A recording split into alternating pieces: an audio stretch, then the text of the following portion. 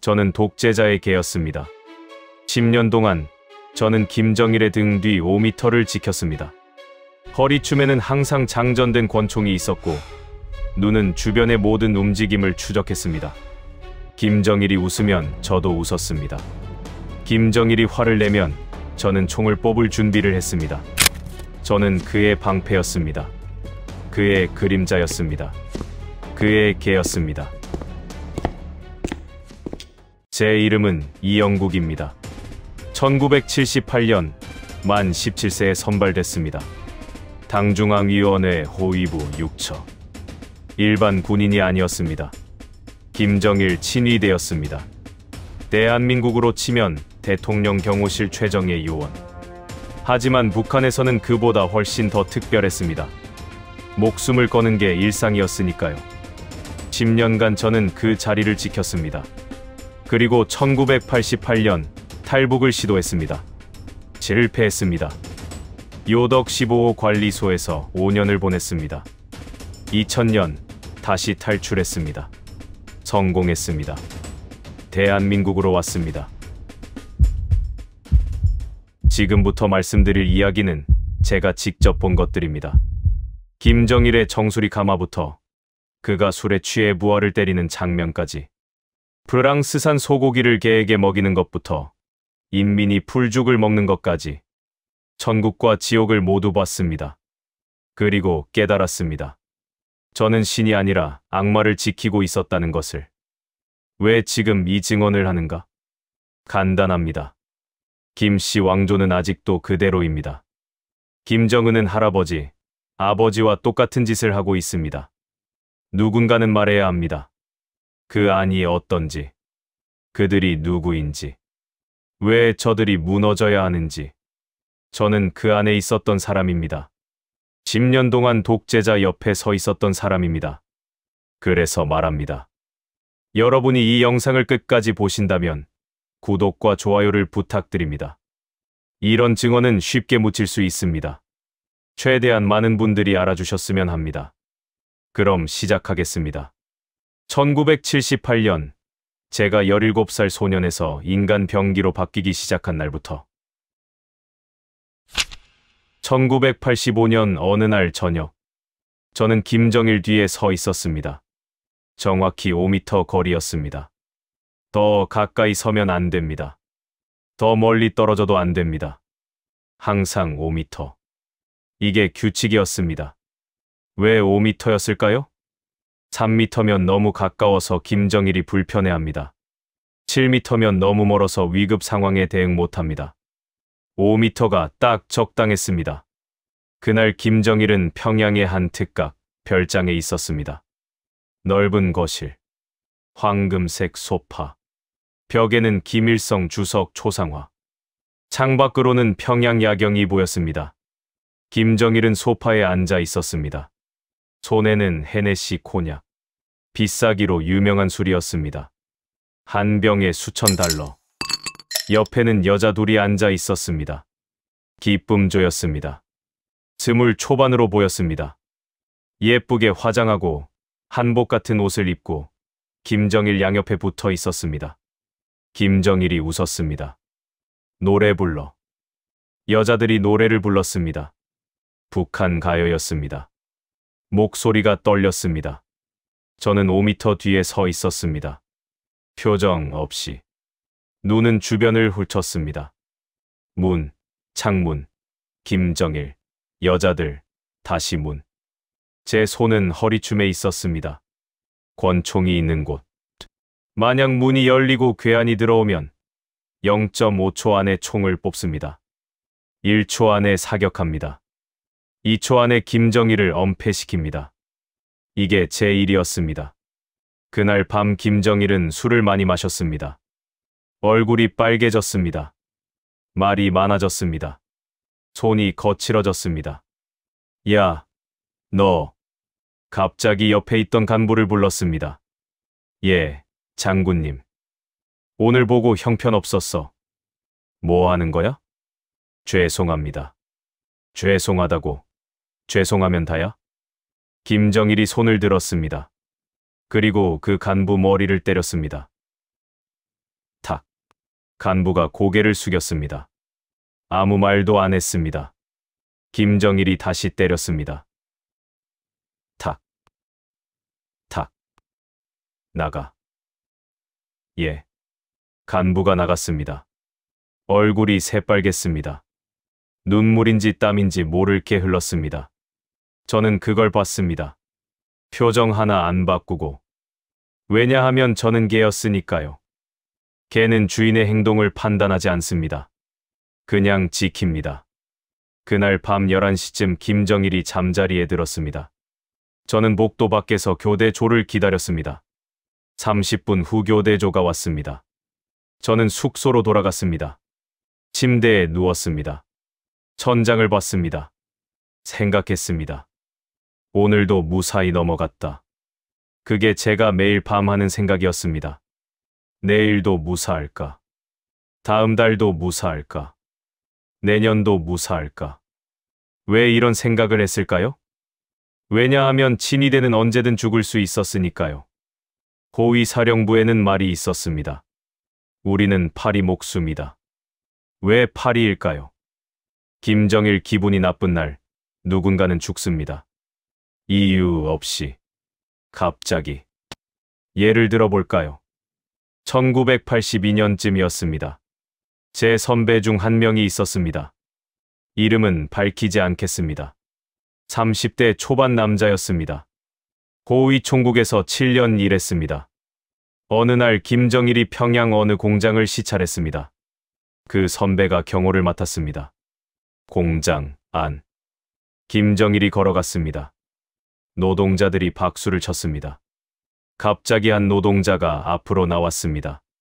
김정일한테 악수를 청했습니다. 경호원이 막아야 했습니다. 하지만 그 선배가 0.5초 늦었습니다. 김정일이 그 노동자와 악수했습니다. 다행히 아무 일 없었습니다.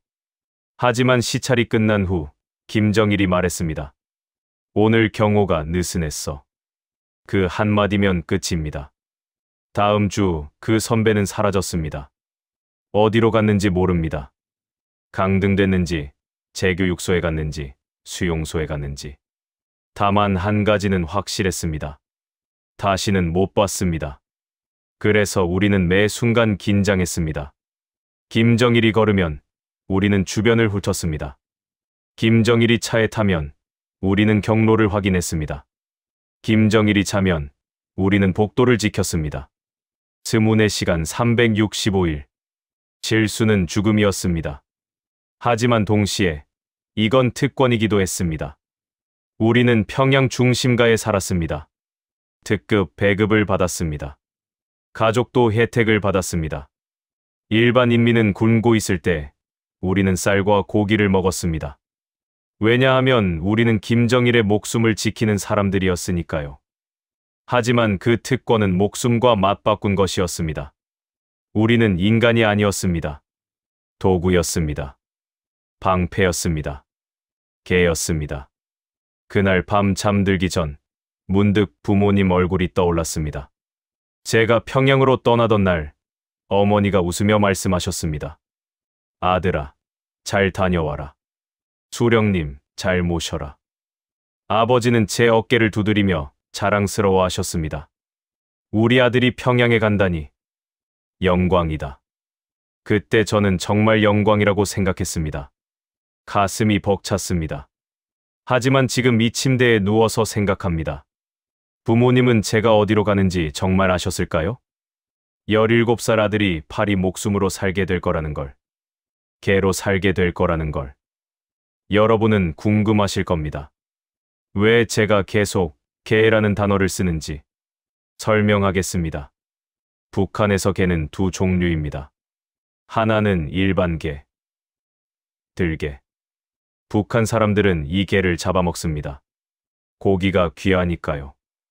다른 하나는 김정일의 개, 애완견. 이 개는 특별합니다. 김정일은 개를 좋아했습니다. 고양이도 좋아했습니다. 평양 어느 별장에는 개 전용방이 있었습니다. 침대, 장난감, 사료, 전담 사육사도 있었습니다. 그 개는 프랑스산 소고기를 먹었습니다. 수입 샴푸로 목욕했습니다. 어느 날 저는 지시를 받았습니다. 프랑스에서 최고급 소고기 10kg를 공수해라. 샴푸도 같이. 저는 물었습니다. 장군님 식사용입니까? 아니, 개밥이야. 검둥이 밥. 검둥이. 김정일이 키우는 개 이름이었습니다. 저는 그 일을 처리했습니다. 프랑스에서 소고기를 공수했습니다.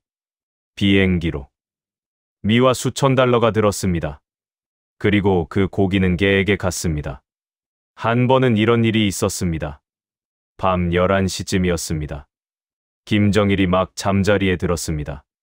갑자기 검둥이가 짖었습니다. 컹컹컹. 이유는 모르겠습니다. 그냥 개가 짖었습니다. 김정일이 침실에서 나왔습니다. 얼굴이 굳어 있었습니다. 누가 개를 놀래킨 거야? 뭐 때문에 짖는 거야? 아무도 대답 못했습니다. 개가 왜 짖었는지 알 수 없었으니까요. 김정일이 화를 냈습니다. 경비가 제대로 안 됐어. 개도 안정시키지 못해.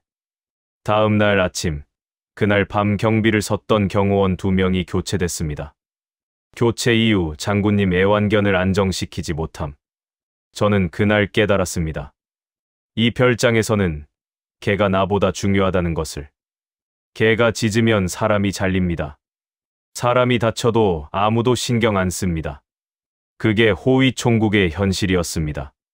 당시 저는 아무 생각도 안 했습니다. 장군님이 개를 아끼시는구나. 그럼 우리가 더 잘 챙겨드려야지. 그게 전부였습니다. 하지만 나중에 깨달았습니다. 저도 그 개와 똑같았다는 것을. 김정일한테 저는 인간이 아니었습니다. 충성스러운 개였습니다. 명령하면 짖고, 시키면 물고, 쓸모없어지면 버려지는 개. 그게 제 정체였습니다. 1978년 선발되기 전, 저는 평범한 소년이었습니다. 함경북도 무산군. 가난한 마을이었습니다. 아버지는 광산 노동자, 어머니는 농장에서 일했습니다. 저는 키가 컸습니다. 17살에 이미 180cm가 넘었습니다. 지력도 좋았습니다. 2.0, 체력도 좋았습니다. 어느 날 당 간부가 찾아왔습니다. 동무, 평양에 가지 않겠나? 평양요? 호위사령부에서 인재를 찾고 있네. 동무가 적격이야. 저는 영광이라고 생각했습니다. 나를 선택했다. 수령님을 지킬 수 있다. 부모님도 좋아하셨습니다. 아들아, 잘 됐다. 가서 충성하거라. 저는 평양으로 갔습니다. 그리고 1년간 훈련을 받았습니다. 지옥 같은 훈련이었습니다. 하지만 저는 살아남았습니다. 그리고 호위총국 6처에 배치됐습니다. 김정일 친위대. 처음 김정일을 봤을 때를 기억합니다. 1979년 어느 날, 저는 평양 어느 청사 복도에 서 있었습니다. 멀리서 사람들이 왔습니다. 중앙에 김정일이 있었습니다. 작은 키, 두꺼운 안경.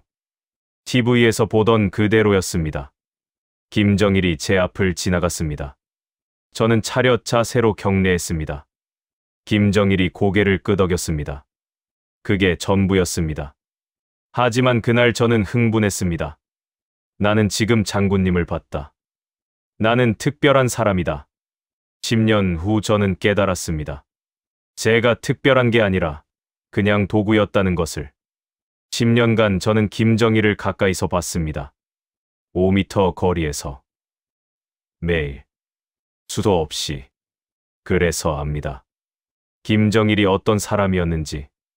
TV에 나오는 김정일은 위엄있고 자애롭고 인민을 사랑하는 지도자입니다. 하지만 제가 본 김정일은 달랐습니다.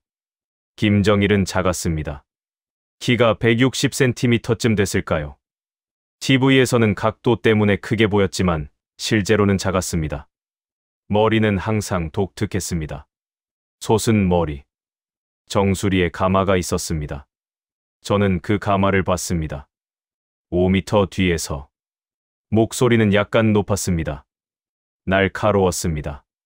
화내면 더 높아졌습니다. 술을 좋아했습니다. 거의 매일 밤 마셨습니다. 헤네시 코냑을 물처럼 마셨습니다.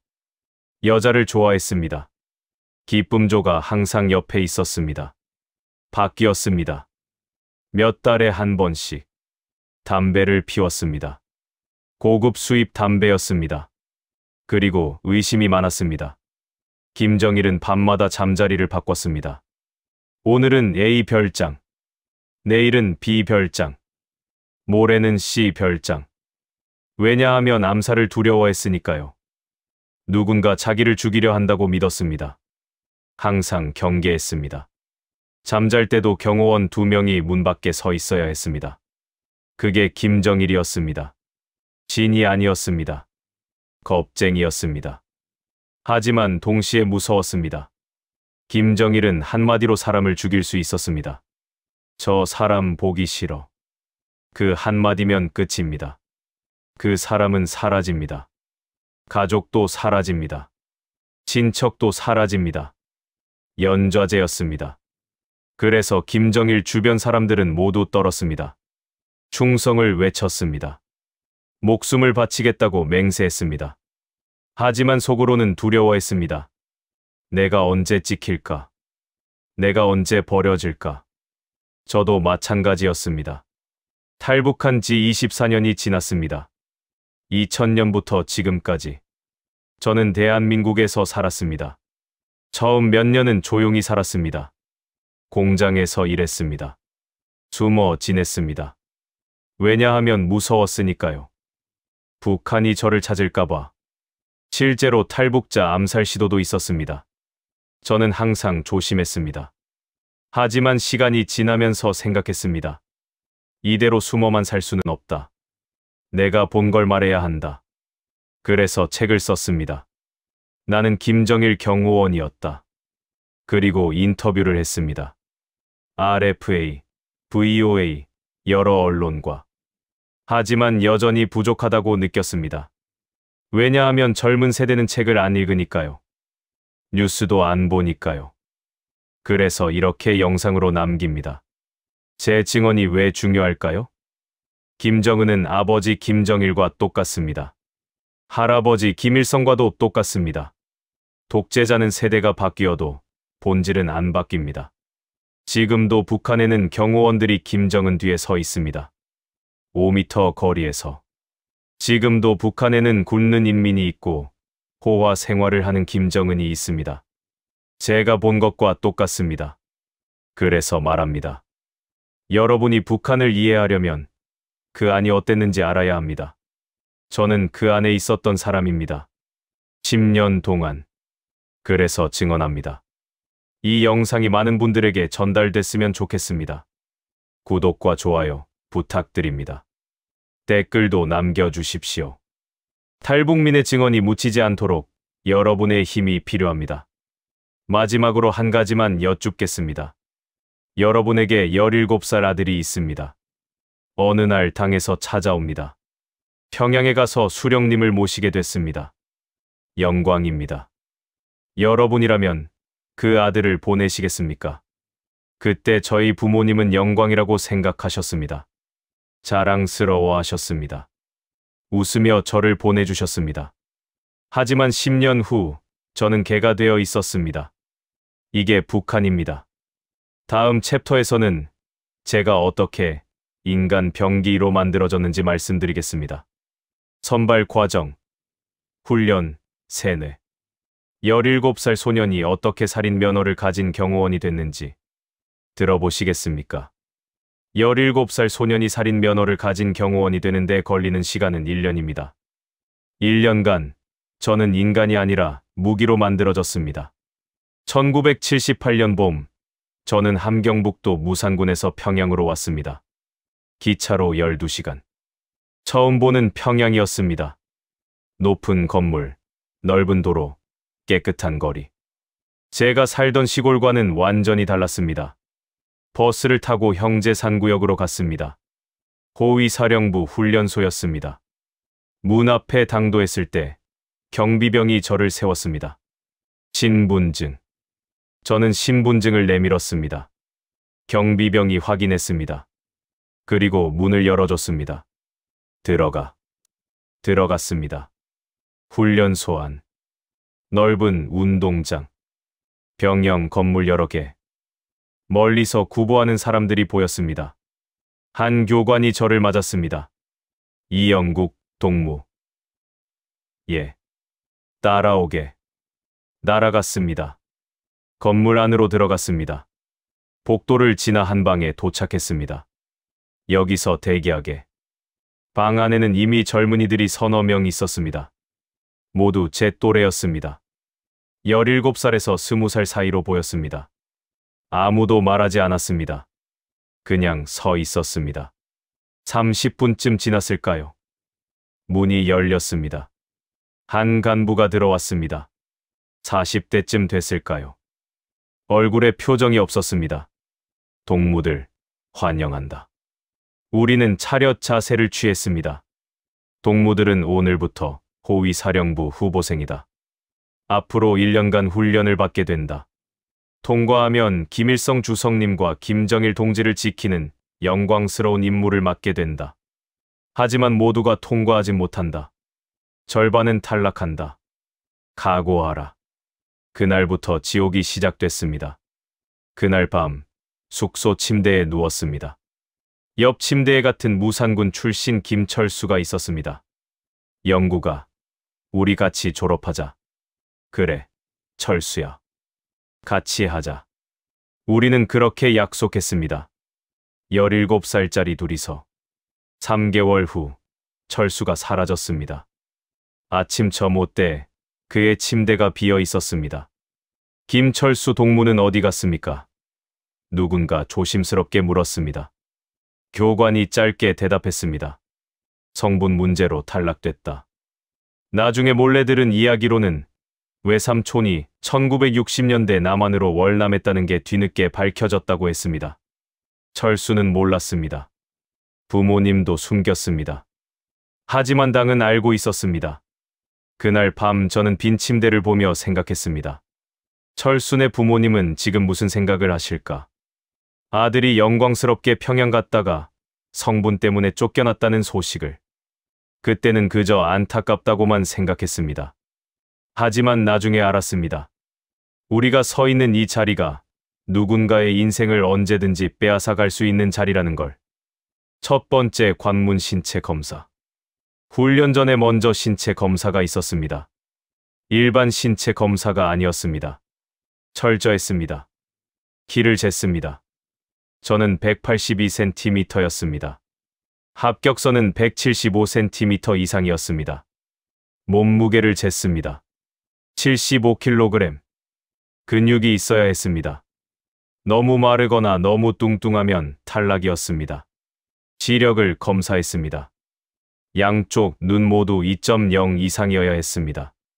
안경 쓰는 사람은 안 됐습니다. 청력을 검사했습니다. 작은 소리도 들어야 했습니다. 치아를 검사했습니다. 충치 있으면 안 됐습니다. 이가 빠져도 안 됐습니다. 그 다음은 피부 검사였습니다. 옷을 벗으라고 했습니다. 완전히. 속옷까지. 의사가 제 몸을 샅샅이 확인했습니다. 흉터 있나? 없습니다. 문신은? 없습니다. 점은? 팔에 작은 점 하나 있습니다. 의사가 확인했습니다. 그리고 기록했습니다. 호위사령부는 완벽한 신체를 원했습니다. 흉터, 문신, 큰 점.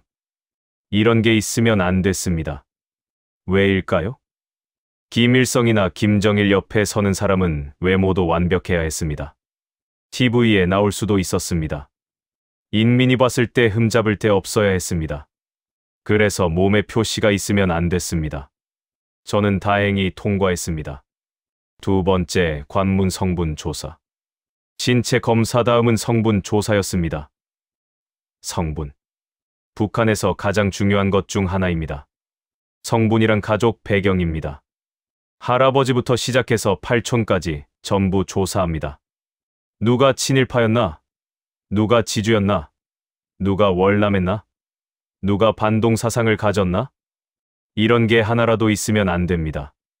호위사령부는 핵심 계층만 받았습니다. 충성 계층. 대를 이어 당에 충성한 집안. 저희 집안은 괜찮았습니다. 할아버지는 광산 노동자였습니다. 항일 투쟁을 했다고 기록돼 있었습니다. 아버지도 광산 노동자. 평생 당원이었습니다. 친척 중에 문제 있는 사람도 없었습니다. 그래서 통과했습니다. 하지만 어떤 후보생은 탈락했습니다. 이후 외삼촌이 1960년대 남한으로 월남했다. 본인은 17살인데 40년 전 외삼촌 때문에 탈락했습니다. 그게 북한의 성분 제도였습니다. 세 번째 관문 사상 검증. 마지막은 사상 검증이었습니다. 한 명씩 신문실에 들어갔습니다. 제 차례가 왔습니다. 문을 열고 들어갔습니다. 작은 방이었습니다. 책상 하나, 의자 2개. 책상 뒤에 한 간부가 앉아 있었습니다. 앉게. 앉았습니다. 간부가 서류를 봤습니다. 제 서류였을 겁니다. 이영국 동무. 17살. 무산군 출신. 아버지 광산 노동자. 어머니 농장원. 맞나? 예. 왜 호위사령부에 지원했나? 수령님을 모시고 싶습니다. 구체적으로? 수령님께서 우리를 위해 모든 걸 바치셨습니다. 저도 수령님을 위해 목숨을 바치고 싶습니다. 간부가 저를 쳐다봤습니다. 표정 없이. 남조선을 어떻게 생각하나? 미제의 식민지입니다. 인민이 고통받고 있습니다. 우리가 해방시켜야 합니다. 김일성 주석님을 위해 죽을 수 있나? 예. 김정일 동지를 위해 죽을 수 있나? 예. 부모님을 위해 죽을 수 있나? 예. 부모님과 김일성 주석님 중 하나를 선택해야 한다면? 이건 함정 질문이었습니다. 대답은 하나뿐이었습니다. 김일성 주석님입니다. 그 대답이 나오는데 0.5초도 안 걸렸습니다. 훈련이 몸에 배었습니다. 간부가 고개를 끄덕였습니다. 좋다. 나가게. 나왔습니다. 복도로 나오며 순간 생각했습니다. 내가 방금 뭐라고 한 거지? 하지만 곧 그 생각을 지웠습니다. 의심하면 죽으니까요. 복도에서 다른 후보생을 만났습니다. 그가 물었습니다. 뭐 물어보던가? 부모님이랑 수령님 중 누굴 선택하냐고 물어봤어. 뭐라고 대답했나? 수령님이라고. 그가 고개를 끄덕였습니다. 나도 그렇게 답했네. 우리 모두 같은 대답을 했습니다. 같은 거짓말을. 아니, 거짓말이 아닐 수도 있습니다. 저는 정말로 그렇게 믿었으니까요. 당시 저는 세뇌돼 있었습니다. 새 관문을 통과한 사람은 30명이었습니다. 원래 지원자는 100명이 넘었습니다. 70명이 탈락했습니다. 우리 30명이 일기 훈련생이 됐습니다. 첫날, 우리는 군복을 받았습니다.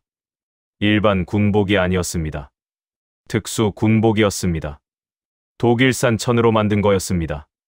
부드럽고 튼튼했습니다. 가슴에 마크가 붙어 있었습니다.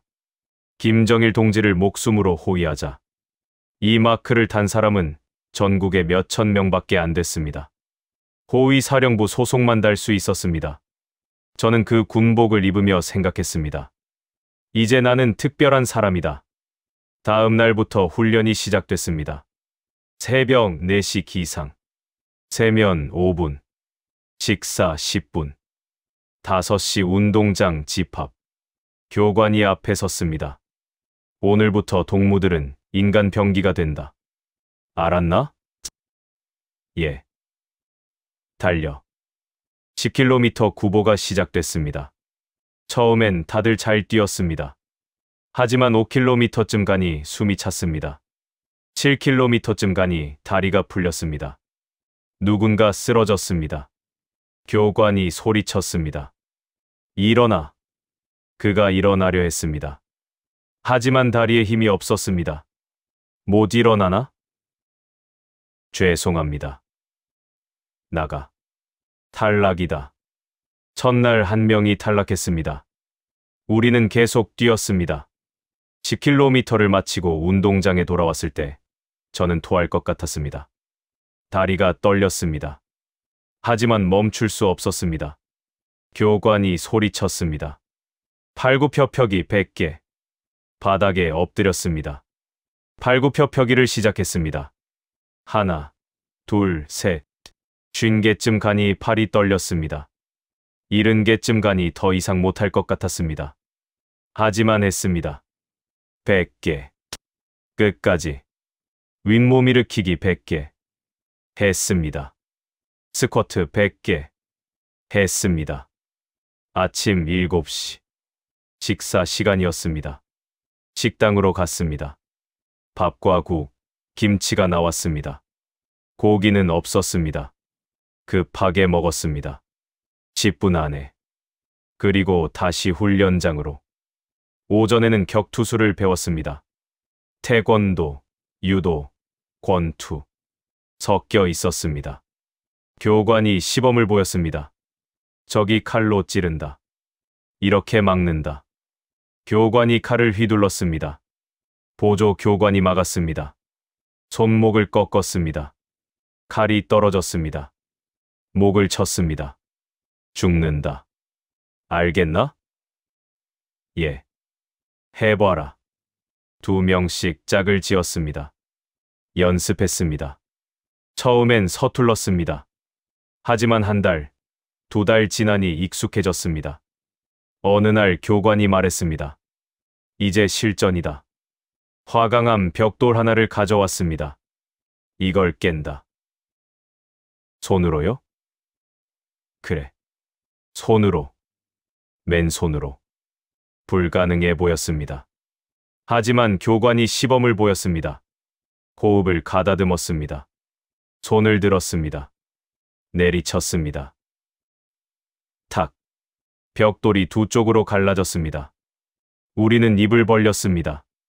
동무들도 할 수 있다. 연습하면 된다. 그날부터 매일 벽돌을 쳤습니다. 처음엔 손만 아팠습니다. 피가 났습니다.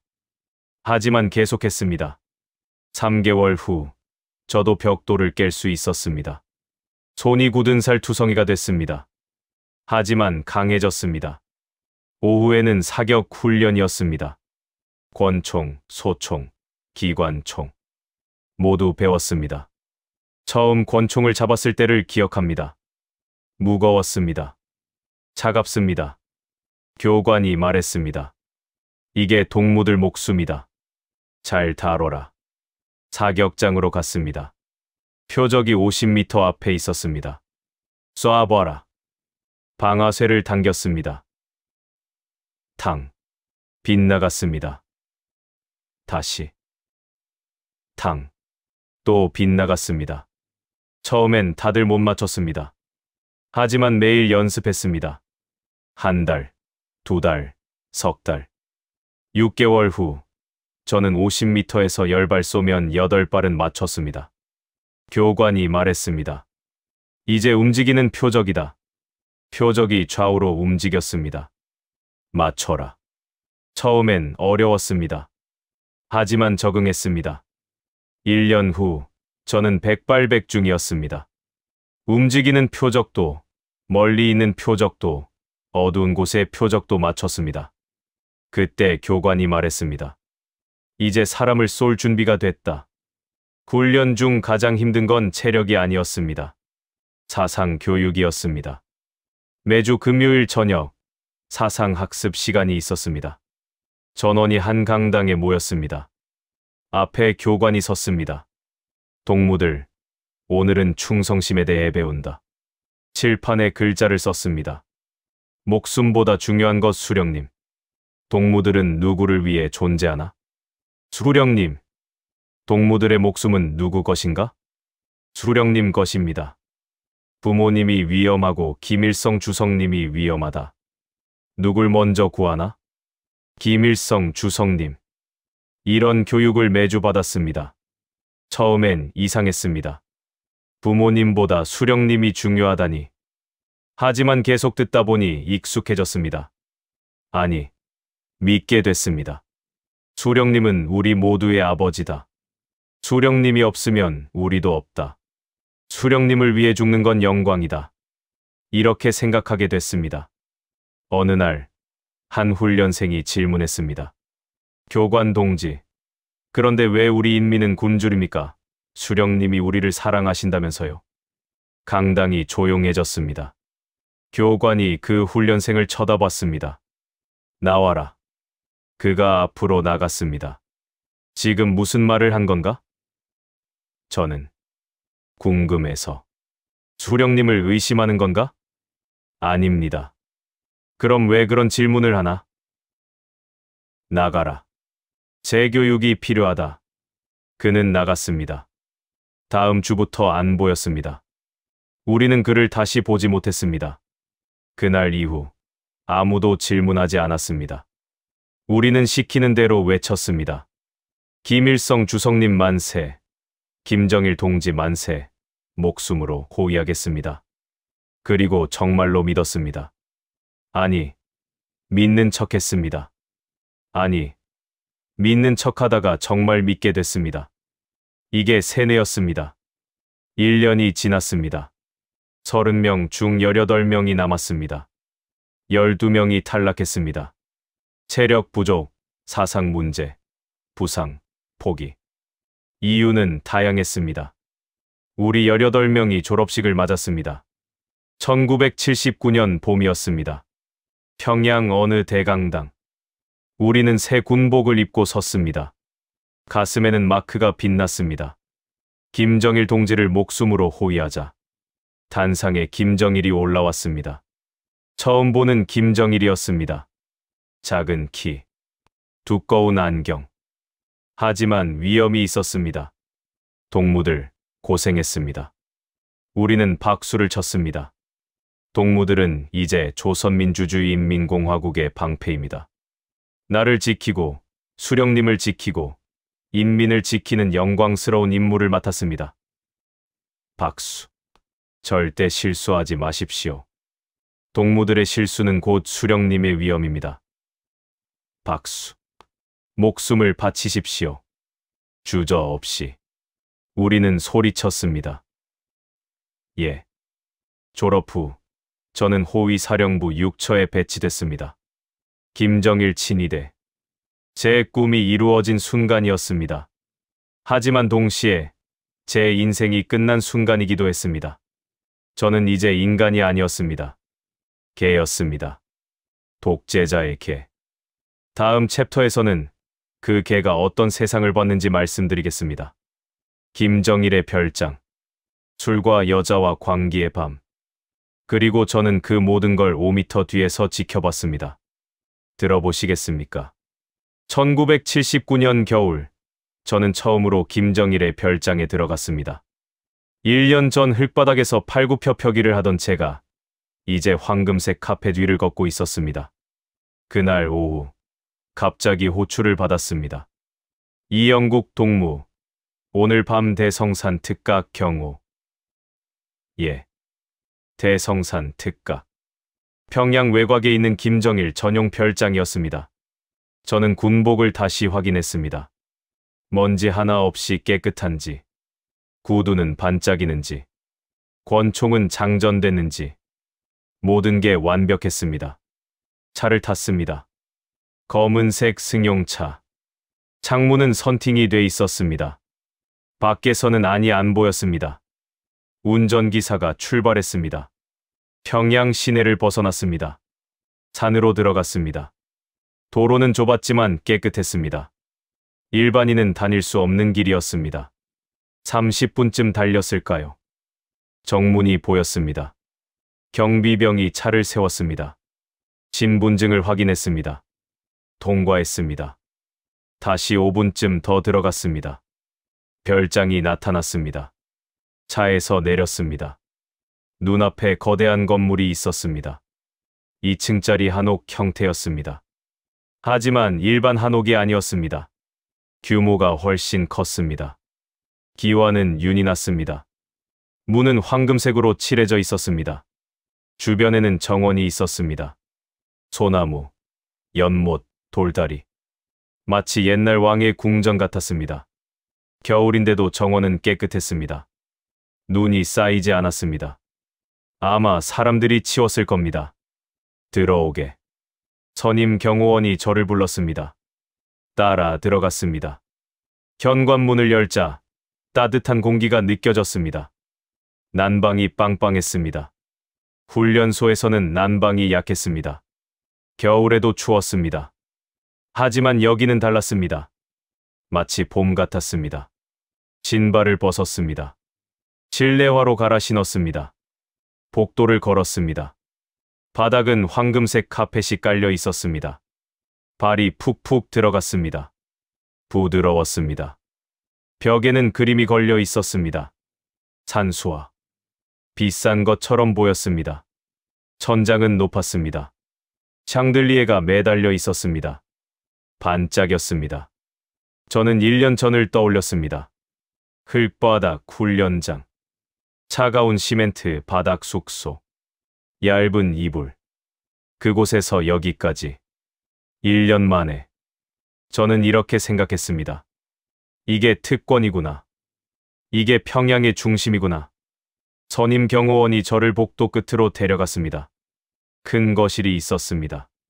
황금색 소파. 대리석 탁자. 거대한 TV. 벽에는 김일성 주석 초상화. 창밖으로는 평양 야경이 보였습니다. 불빛이 반짝였습니다. 선임이 말했습니다. 저기 서 있어. 거실 뒤편 벽을 가리켰습니다.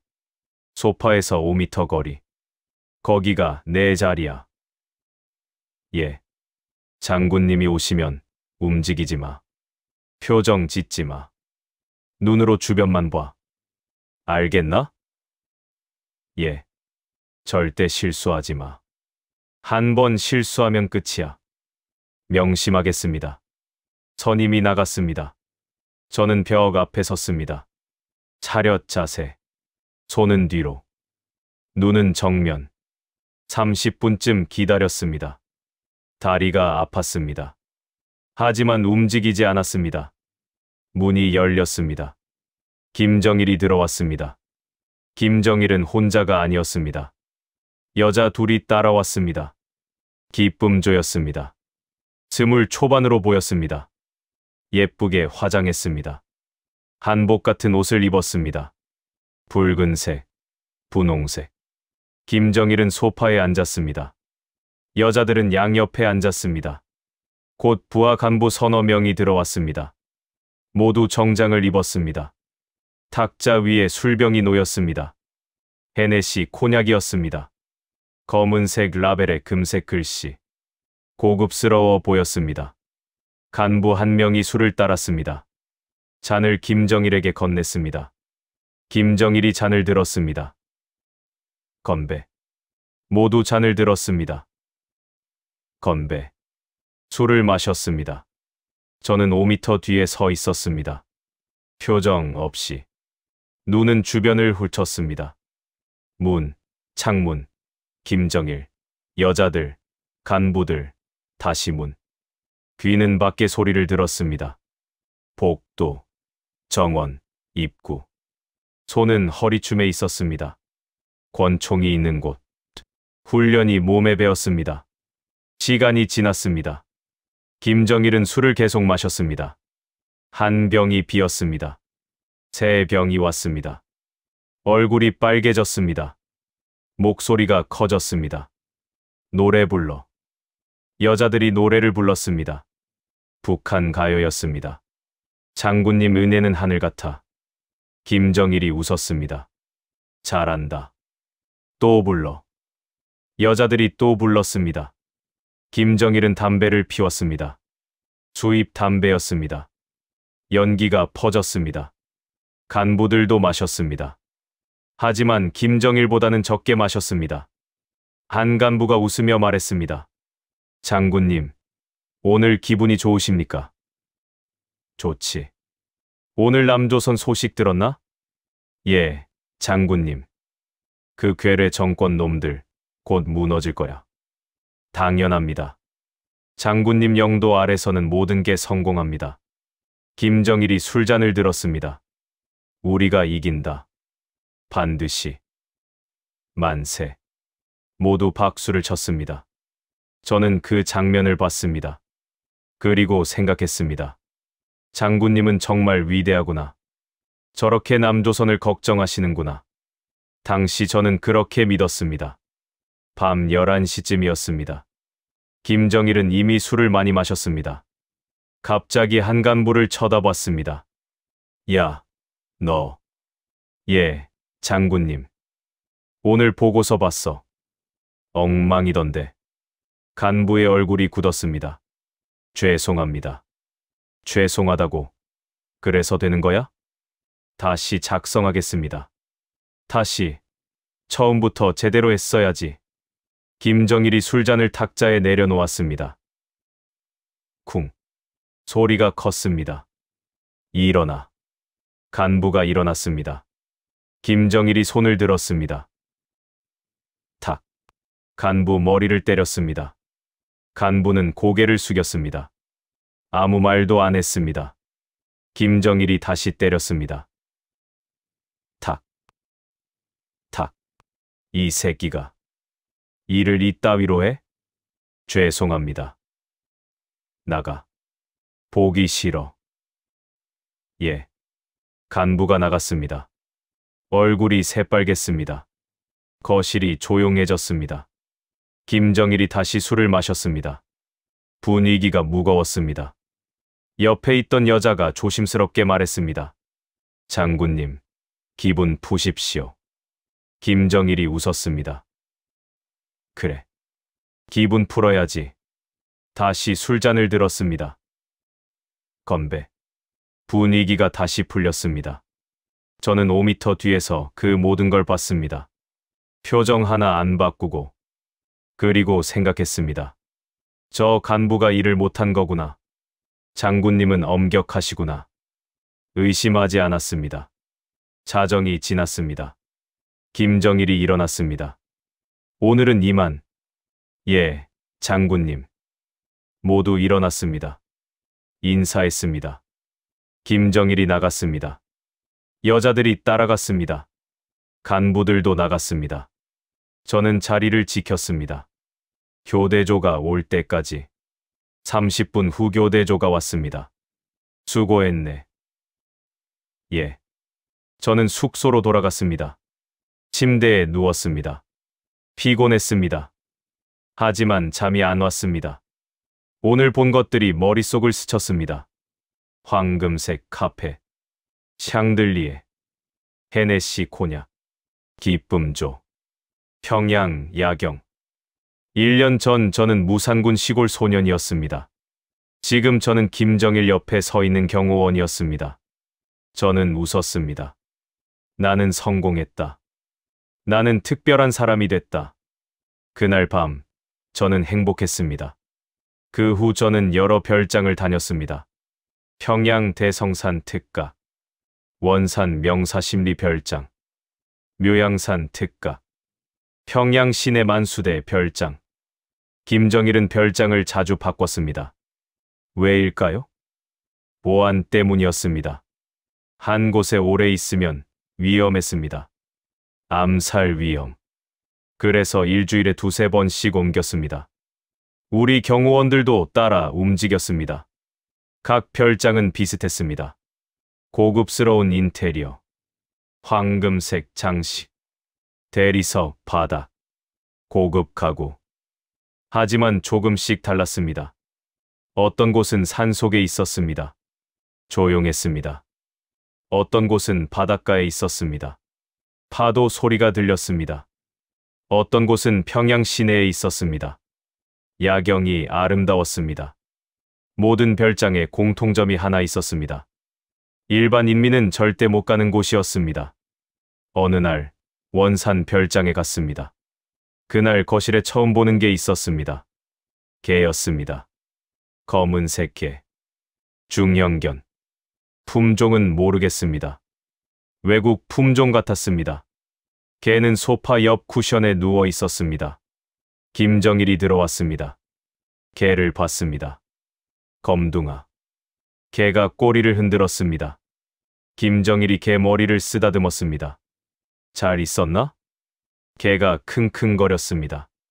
김정일이 웃었습니다. 밥 줘.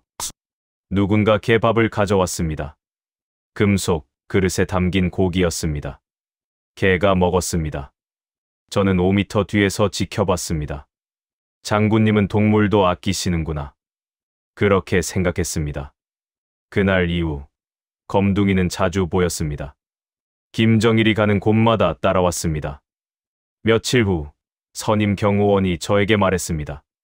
검둥이 방 청소 확인해. 검둥이 방이요? 그래. 개 전용 방. 저쪽 복도 끝에 있어. 저는 복도 끝으로 갔습니다. 문을 열었습니다. 방이 있었습니다. 작은 방이었습니다. 하지만 깨끗했습니다. 바닥에 쿠션이 깔려 있었습니다. 개 침대였습니다. 한쪽에는 물그릇, 밥그릇이 있었습니다. 장난감도 있었습니다. 공, 뼈다귀 모양, 고무. 벽에는 에어컨이 있었습니다. 저는 그 방을 보며 생각했습니다. 개도 이렇게 대접받는구나. 신기했습니다. 북한에서 개는 보통 잡아먹습니다. 고기가 귀하니까요. 하지만 검둥이는 달랐습니다. 전용방도 있고 좋은 밥도 먹고 장난감도 있었습니다. 김정일이 아끼니까요. 당시 저는 이렇게 생각했습니다. 장군님은 마음이 따뜻하시구나. 개도 가족처럼 아끼시는구나. 검둥이에게는 전담 사육사가 있었습니다. 최동무였습니다. 40대 남자였습니다. 그의 일은 검둥이를 돌보는 것이었습니다. 오직 그것만. 밥 주기, 산책시키기, 씻기기, 놀아주기. 하루 종일 검둥이와 함께 있었습니다. 한 번은 복도에서 최동무를 만났습니다. 최동무, 일이 어떻습니까? 좋네. 검둥이가 영리해서 키우기 쉬워. 장군님이 많이 아끼시는 것 같던데요. 그럼 장군님은 검둥이를 가족처럼 대하시네. 부럽습니다. 뭐가? 검둥이가요. 저렇게 대접받으니. 최동무가 웃었습니다. 그러게. 나도 가끔 생각하네. 검둥이가 나보다 나은 삶을 사는 것 같다고. 우리는 웃었습니다. 농담이었습니다. 하지만 나중에 생각해보니 농담이 아니었습니다. 어느 날 저는 지시를 받았습니다. 검둥이 사료 확인해. 창고로 갔습니다. 상자가 쌓여 있었습니다. 외국 글자가 적혀 있었습니다. 영어 같았습니다. 상자를 열었습니다. 개 사료였습니다. 포장이 고급스러웠습니다. 선임에게 물었습니다. 이게 수입품입니까? 그래. 프랑스산이야. 프랑스요? 검둥이는 일반 사료 안 먹어. 특수 사료만 먹네. 그렇군요. 저는 상자를 보며 생각했습니다. 프랑스에서 개 사료를 가져오다니. 신기했습니다. 북한 인민은 배급이 끊겨서 굶는데 개는 프랑스 사료를 먹고 있었습니다. 하지만 저는 이상하다고 생각하지 않았습니다. 장군님 개니까 특별하지. 그렇게 생각했습니다. 당시 저는 몰랐습니다. 나중에 이 사료가 제 인생을 바꿀 줄은. 시간이 지났습니다. 저는 경호원으로 3년, 4년, 5년을 일했습니다. 매일 밤 비슷했습니다. 김정일은 별장에 왔습니다. 술을 마셨습니다. 여자들이 노래를 불렀습니다. 간부들이 보고했습니다. 가끔 화를 냈습니다. 누군가를 때렸습니다. 누군가를 내쫓았습니다. 그러다 자정쯤 잠자리에 들었습니다. 저는 5미터 뒤에서 그 모든 걸 지켜봤습니다. 표정 없이. 어느 날 밤, 문득 생각했습니다. 나는 지금 뭘 하고 있는 거지? 하지만 곧 그 생각을 지웠습니다. 나는 수령님을 모시고 있다. 영광스러운 일을 하고 있다. 그렇게 믿었습니다. 10년 동안. 1987년쯤이었습니다. 어느 날 휴가를 받았습니다. 1년에 한 번 있는 휴가였습니다. 고향 무산군으로 갔습니다. 부모님을 만났습니다. 어머니가 웃으며 말씀하셨습니다. 아들아, 잘 지내니? 예, 어머니. 평양 생활은 어떠니? 좋습니다. 장군님을 모시고 있습니다. 자랑스럽구나. 아버지도 자랑스러워 하셨습니다. 저는 기뻤습니다. 하지만 뭔가 이상했습니다. 집이 예전보다 낡았습니다. 벽이 갈라져 있었습니다. 식사 때 밥상을 봤습니다. 국이 묽었습니다. 고기는 없었습니다. 김치도 얼마 없었습니다. 배급이 줄었나요? 어머니가 잠시 망설이다 말씀하셨습니다. 요즘 좀 어렵구나. 하지만 괜찮아. 다 견딜 수 있어. 저는 가방에서 물건을 꺼냈습니다. 평양에서 받은 특급 배급이었습니다. 쌀, 설탕, 통조림. 이거 드세요. 어머니 눈에 눈물이 고였습니다. 고맙다, 아들아. 그날 밤, 저는 침대에 누워 생각했습니다. 왜 부모님은 힘들어 하시는 걸까? 나는 평양에서 황금 카펫을 밟는데, 검둥이는 프랑스 사료를 먹는데. 하지만 곧 그 생각을 지웠습니다. 이건 일시적이야.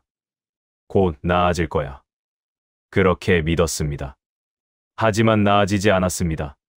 1988년. 상황은 더 나빠졌습니다.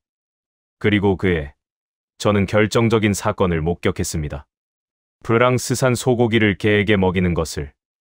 그날, 제 충성심이 금이 가기 시작했습니다.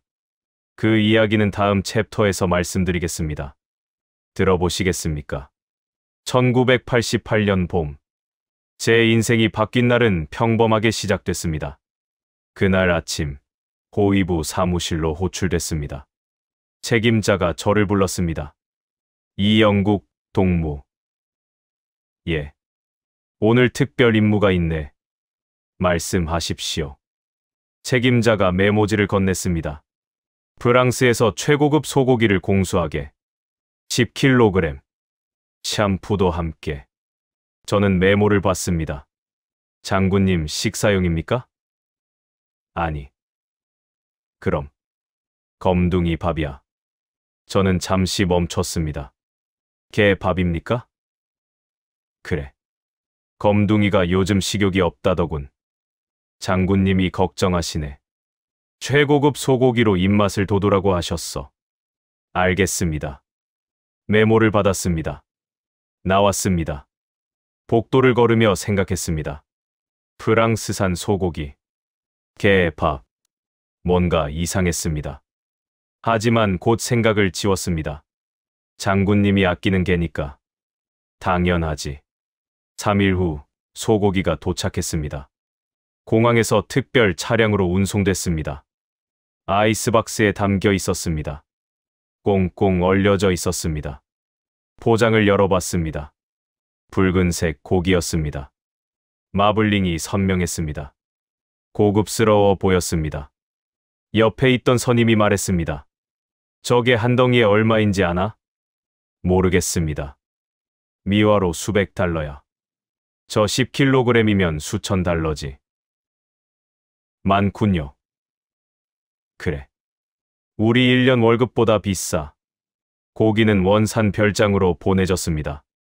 그날 저도 원산으로 갔습니다. 경호 일정이 있었습니다. 저녁 6시쯤이었습니다. 김정일이 거실에 있었습니다. 소파에 앉아 TV를 보고 있었습니다. 옆에 검둥이가 쿠션에 누워 있었습니다. 사육사 최동무가 들어왔습니다. 손에 금속 그릇을 들고 있었습니다. 그릇에는 고기가 담겨 있었습니다. 프랑스산 소고기였습니다. 익힌 고기. 김이 모락모락 났습니다. 최동무가 검둥이 앞에 그릇을 놓았습니다. 검둥아, 밥이야. 검둥이가 코를 킁킁거렸습니다.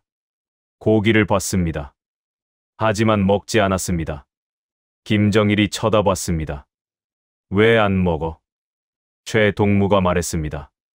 장군님, 요즘 입맛이 없나 봅니다. 그래. 김정일이 소파에서 일어났습니다. 검둥이 옆에 앉았습니다. 고기 한 조각을 집었습니다. 검둥이 입에 가져갔습니다. 먹어봐. 검둥이가 킁킁거리다가 입을 열었습니다. 고기를 먹었습니다. 천천히 씹었습니다. 김정일이 웃었습니다. 맛있지? 검둥이가 꼬리를 흔들었습니다. 김정일이 고기를 하나 더 줬습니다. 검둥이가 먹었습니다. 저는 5미터 뒤에서 그 장면을 봤습니다. 프랑스에서 공수한 최고급 소고기. 개가 먹고 있었습니다. 김정일이 직접 손으로 먹여주고 있었습니다. 그 순간 뭔가 불편했습니다. 왜 불편했을까요? 잘 모르겠습니다. 그냥 뭔가 이상했습니다. 하지만 저는 표정을 바꾸지 않았습니다. 눈은 계속 주변을 훑었습니다. 그날 밤 책임자가 저를 불렀습니다. 이영국 동무, 휴가 나가게. 예. 일주일. 고향 다녀와. 감사합니다. 휴가는 1년에 한 번 있었습니다. 올해 제 차례였습니다. 다음 날 저는 평양을 떠났습니다. 기차를 탔습니다. 함경북도로 향했습니다. 12시간이 걸렸습니다. 무산에 도착했습니다. 역에서 내렸습니다. 10년 전 제가 떠났던 그 역이었습니다. 하지만 뭔가 달랐습니다. 역이 낡았습니다. 페인트가 벗겨졌습니다. 유리창이 깨진 곳도 있었습니다. 밖으로 나왔습니다. 거리를 걸었습니다. 사람들이 보였습니다. 하지만 예전보다 적었습니다. 옷도 낡았습니다. 얼굴도 수척했습니다. 아이들이 거리에 앉아 있었습니다. 구걸하는 것 같았습니다. 저는 집으로 갔습니다. 30분쯤 걸었을까요? 익숙한 길이었습니다. 어릴 때 매일 다니던 길. 하지만 풍경이 많이 바뀌었습니다. 집들이 낡았습니다. 울타리가 무너진 곳도 있었습니다. 텃밭은 말라 있었습니다. 우리 집에 도착했습니다. 문을 두드렸습니다. 문이 열렸습니다. 어머니가 나왔습니다. 순간 저는 놀랐습니다. 어머니가 많이 늙으셨습니다. 10년 전보다 훨씬 늙으셨습니다. 머리가 하얗게셨습니다. 얼굴에 주름이 깊었습니다. 몸도 마른 것 같았습니다. 아들아. 어머니가 저를 안았습니다. 어머니, 잘 왔다. 들어와. 집 안으로 들어갔습니다. 거실. 예전보다 어두웠습니다. 전등이 약했습니다. 벽이 갈라져 있었습니다. 도배지가 벗겨진 곳도 있었습니다. 아버지가 방에서 나오셨습니다. 아들. 아버지. 아버지도 많이 늙으셨습니다. 허리가 굽었습니다. 걸음이 느렸습니다. 우리는 앉았습니다. 어머니가 물을 가져왔습니다. 평양 생활은 어떠니? 좋습니다. 장군님을 잘 모시고 있습니다. 자랑스럽구나. 어머니가 웃으셨습니다. 하지만 웃음이 예전 같지 않았습니다. 힘이 없었습니다. 저녁 시간이 됐습니다. 어머니가 밥상을 차렸습니다. 저는 밥상을 봤습니다. 국그릇이 있었습니다. 국이 아니었습니다. 시커먼 물이었습니다. 풀이 떠 있었습니다. 풀죽이었습니다. 밥그릇도 있었습니다. 하지만 밥이 아니었습니다. 옥수수 알갱이 몇 개와 풀이 섞여 있었습니다. 김치 접시도 있었습니다. 하지만 김치는 두어 조각뿐이었습니다. 고기는 없었습니다. 계란도 없었습니다. 두부도 없었습니다. 어머니가 말씀하셨습니다. 많이 없구나. 요즘 배급이 끊겨서. 저는 말문이 막혔습니다. 배급이 끊겼습니까? 3개월째야. 공장도 멈췄고. 식량이 없어. 그럼 이걸로. 그래. 산에서 풀을 뜯어와서 쑤어 먹는다. 어머니가 풀죽을 떠서 입에 넣으셨습니다. 씹으셨습니다. 삼키셨습니다. 표정이 일그러졌습니다. 맛이 없는 게 분명했습니다. 하지만 어머니는 참으셨습니다. 괜찮아. 이것도 먹을 수 있으면 다행이지. 아버지도 드셨습니다. 조용히. 아무 말 없이. 저는 숟가락을 들 수 없었습니다. 머릿속이 하얘졌습니다. 그 순간 한 장면이 떠올랐습니다. 3일 전 원산 별장 거실. 김정일이 검둥이에게 고기를 먹이는 장면. 프랑스산 최고급 소고기. 한 덩이에 수백 달러. 10kg에 수천 달러. 우리 가족 1년 생활비보다 비싼 고기. 그걸 걔가 먹었습니다. 지금 여기. 무산군 우리 집. 어머니가 풀죽을 드십니다. 아버지가 풀죽을 드십니다. 풀. 산에서 뜯어온 풀. 소나 염소가 먹는 풀. 그걸 부모님이 드시고 있습니다. 저는 숟가락을 내려놓았습니다. 손이 떨렸습니다. 그날 밤, 저는 잠을 못 잤습니다. 어릴 때 쓰던 방. 좁은 침대. 얇은 이불. 천장을 봤습니다. 머릿속으로 계속 같은 장면이 반복됐습니다. 검둥이. 프랑스산 소고기. 김정일이 손으로 떠먹이는 장면. 개가 꼬리를 흔드는 장면.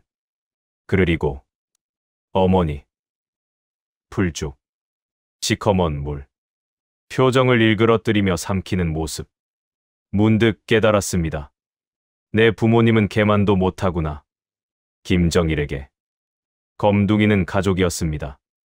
프랑스 소고기를 먹고 전용방에서 자고 전담 사육사가 돌보고. 하지만 제 부모님은요. 평생당에 충성했습니다. 아들을 평양에 보냈습니다. 수령님을 믿었습니다. 하지만 지금 풀을 뜯어먹고 있습니다. 그 순간 뭔가 무너졌습니다. 10년간 쌓아온 충성심. 김일성, 김정일에 대한 믿음.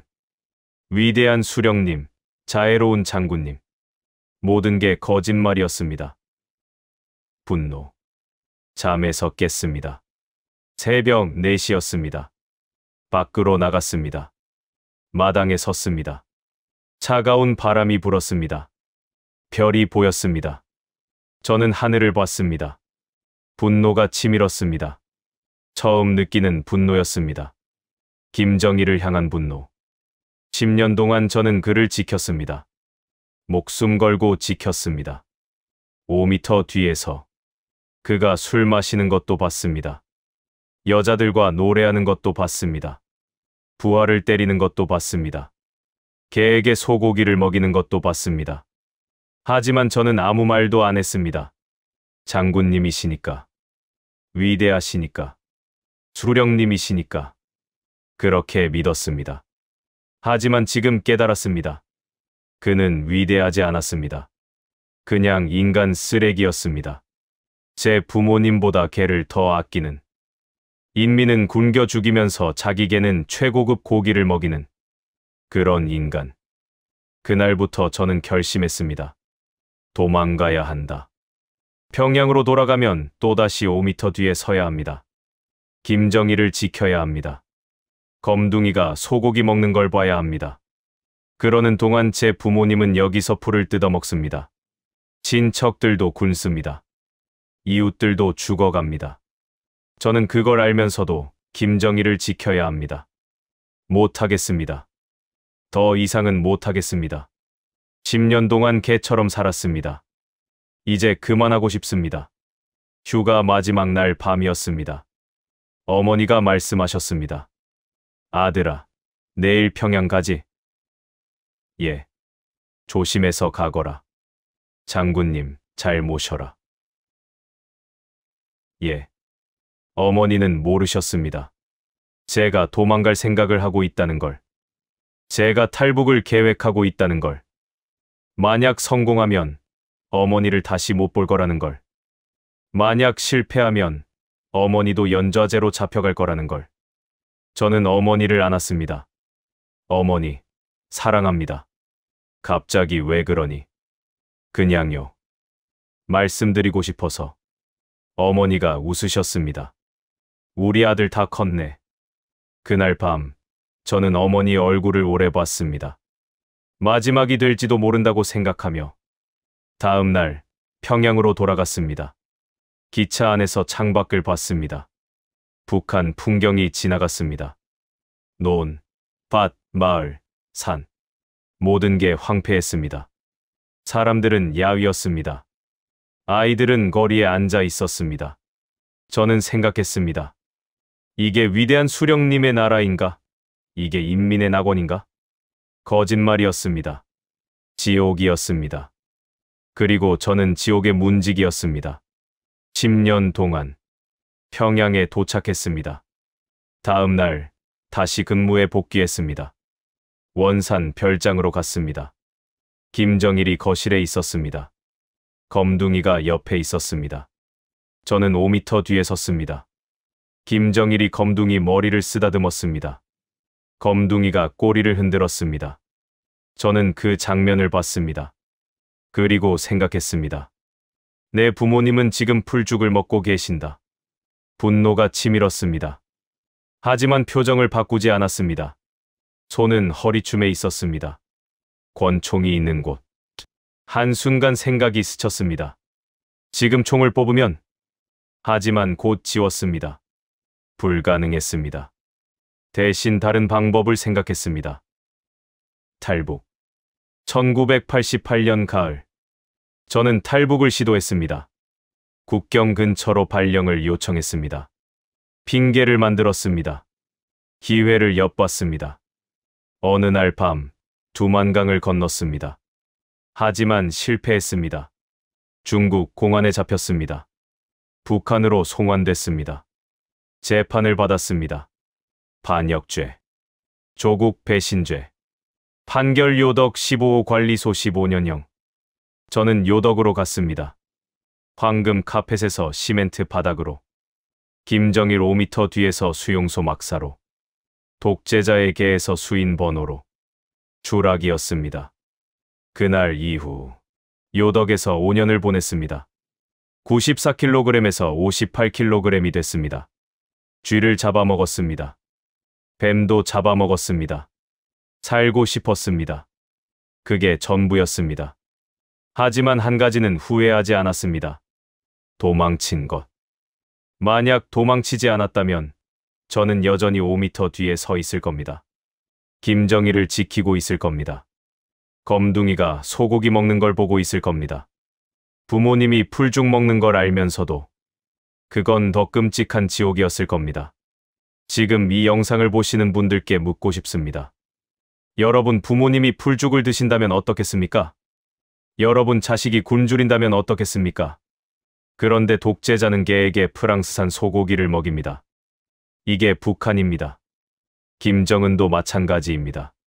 할아버지, 아버지와 똑같습니다. 지금도 북한 인민은 굶습니다. 지금도 김정은은 호화 생활을 합니다. 제가 본 것과 똑같습니다. 그래서 저는 증언합니다. 이 이야기가 더 많은 분들에게 전달됐으면 좋겠습니다. 구독과 좋아요 부탁드립니다. 탈북민의 목소리가 묻히지 않도록 여러분의 힘이 필요합니다. 다음 챕터에서는 제가 요덕에서 어떻게 살았는지 말씀드리겠습니다. 천국에서 지옥으로 94kg에서 58kg으로 5년간의 악몽 들어보시겠습니까? 1988년 10월 저는 트럭 짐칸에 실렸습니다. 손목에는 수갑이 채워져 있었습니다.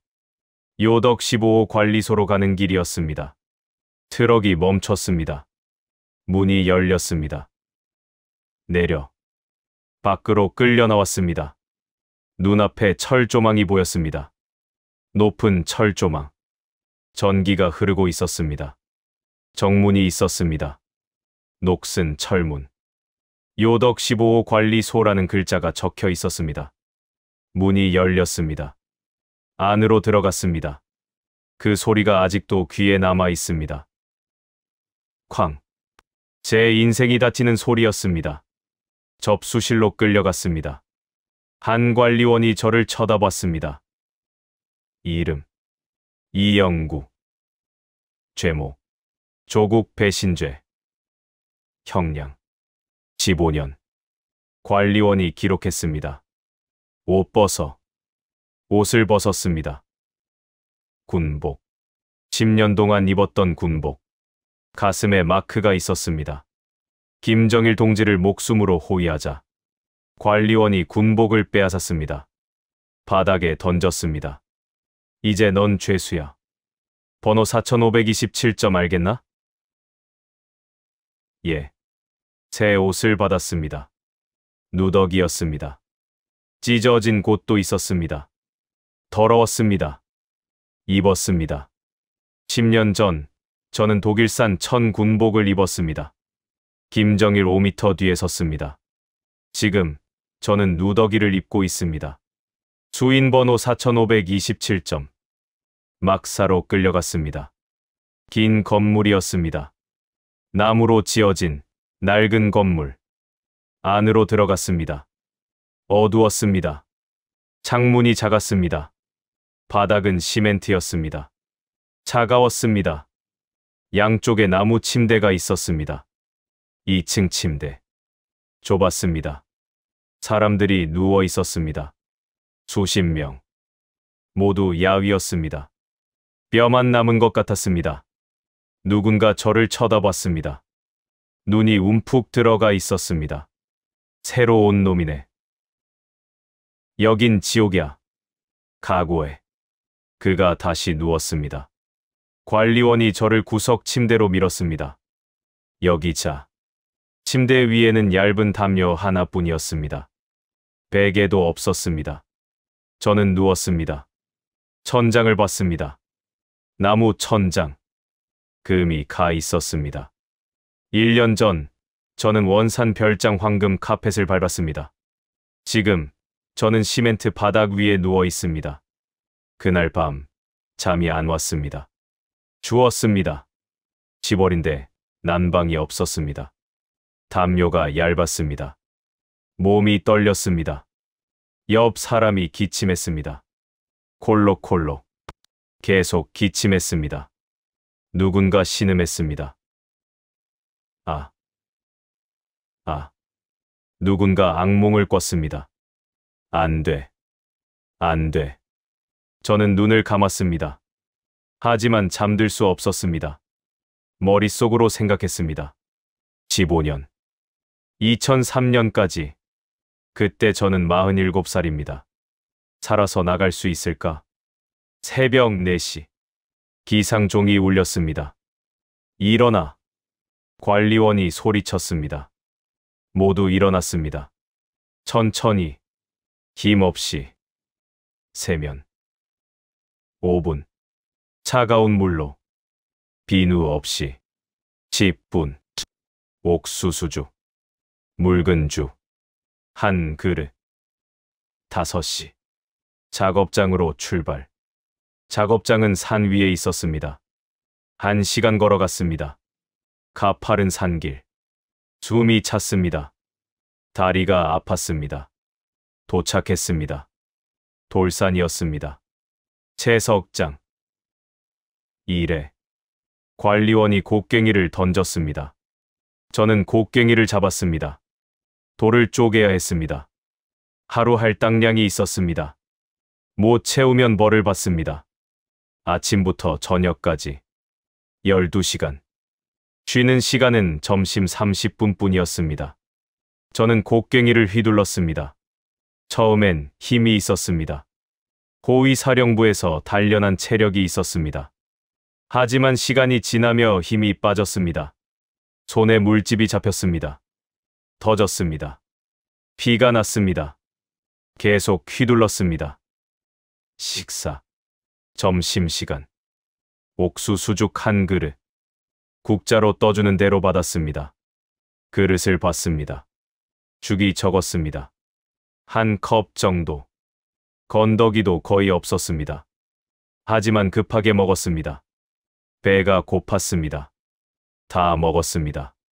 30초 만에 그릇을 핥았습니다. 한 방울도 남기지 않았습니다. 주변을 봤습니다. 모두 같았습니다. 그릇을 핥고 있었습니다.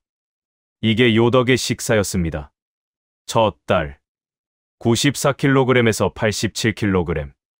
7kg이 빠졌습니다. 둘째 달 87kg에서 79kg, 8kg이 빠졌습니다.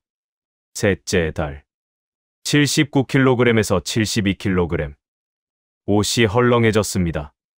6개월 후 72kg에서 63kg, 거울을 봤습니다. 작업장 물통에 비친 제 얼굴. 뼈가 보였습니다. 광대뼈, 턱뼈. 눈이 움푹 들어갔습니다. 1년 후 63kg에서 58kg. 제 몸이 아닌 것 같았습니다. 갈비뼈가 다 보였습니다. 팔다리가 가늘었습니다. 고위 사령부에서 단련했던 근육은 다 사라졌습니다. 겨울이 왔습니다. 함경북도 겨울. 영하 20도. 막사에 난방이 없었습니다. 밤에 입김이 하얗게 나왔습니다. 담요 하나로는 안 됐습니다. 온몸을 웅크렸습니다. 하지만 추웠습니다. 발가락 감각이 없어졌습니다. 손가락도 시렸습니다. 어떤 사람은 동상에 걸렸습니다. 발가락이 썩었습니다. 검게 변했습니다. 의무실에 갔습니다. 의사가 발가락을 잘랐습니다. 마취 없이. 비명이 들렸습니다. 막사 밖까지 들렸습니다. 배가 고팠습니다. 하루 3끼. 옥수수주. 하지만 양이 적었습니다. 항상 배가 고팠습니다. 그래서 다른 걸 먹어야 했습니다. 풀. 산에서 뜯었습니다. 날로 먹었습니다. 쓴맛이 났습니다. 하지만 먹었습니다. 나무 껍질. 벗겨서 씹었습니다. 딱딱했습니다. 하지만 삼켰습니다. 벌레. 잡으면 먹었습니다. 쥐. 막사에 쥐가 많았습니다. 어느 날 밤, 쥐 한 마리가 지나갔습니다. 저는 재빨리 잡았습니다. 목을 비틀었습니다. 불에 구웠습니다. 막사 밖 모닥불에. 먹었습니다. 고기 맛이었습니다. 오랜만에 먹는 고기. 맛있었습니다. 그날 이후 저는 쥐를 잡아먹었습니다. 뱀도 잡았습니다. 여름에 산에서 머리를 자르고 껍질을 벗기고 불에 구웠습니다. 먹었습니다. 살고 싶었습니다. 무엇이든 먹었습니다. 관리원은 우리를 사람으로 보지 않았습니다. 일이 느리면 때렸습니다. 할당량을 못 채우면 발로 찼습니다. 말대꾸하면 곤봉으로 때렸습니다. 어느 날 한 죄수가 쓰러졌습니다. 너무 배가 고파서 기절했습니다. 관리원이 다가갔습니다. 발로 찼습니다. 일어나. 죄수는 일어나지 못했습니다. 관리원이 더 찼습니다. 배를, 얼굴을. 죄수가 피를 토했습니다. 관리원이 그제야 멈췄습니다. 끌고 가. 다른 죄수 둘이 그를 끌고 갔습니다. 의무실로. 다음 날 그는 오지 않았습니다. 죽었다는 소문이 돌았습니다. 1년쯤 지났을 때였습니다. 어느 날 아침 전원 집합 명령이 떨어졌습니다. 운동장에 모였습니다. 수백 명. 앞에 한 죄수가 묶여 있었습니다. 관리소장이 나왔습니다. 이 자는 탈출을 시도했다. 조국을 또다시 배신했다. 죄수는 무릎을 꿇고 있었습니다. 고개를 숙이고. 죄수들아, 잘 봐라. 탈출하면 이렇게 된다. 관리소장이 손짓했습니다. 경비병이 총을 들었습니다. 죄수 뒤통수에 겨눴습니다. 탕. 죄수가 쓰러졌습니다. 피가 흘렀습니다. 우리는 그걸 봤습니다. 아무도 움직이지 않았습니다.